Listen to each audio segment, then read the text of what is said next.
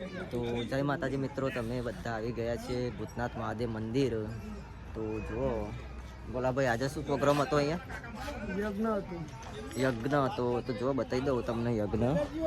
જુઓ બધો યજ્ઞ હતો.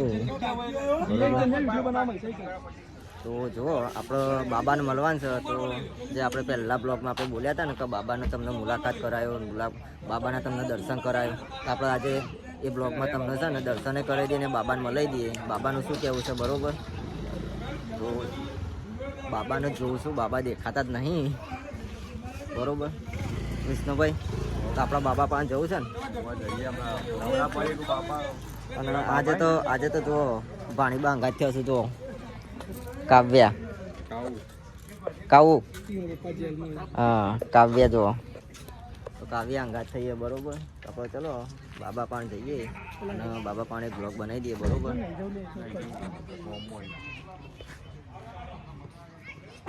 તો જુઓ મિત્રો, તમે બાપુ જોડે આવી છે હશે, બરાબર? તો આ બાપુ રહ્યા. હવે બાપુ જોડે આપણે પૂછવાનું છે તો પૂછી લઈશું, બરાબર? હાલ તો વિષ્ણુભાઈ ને બધા છે ને બાપુની થોડી હેલ્પ કરે છે. અત્યારે થોડું કામકાજ ચાલુ છે ને એ કારણે.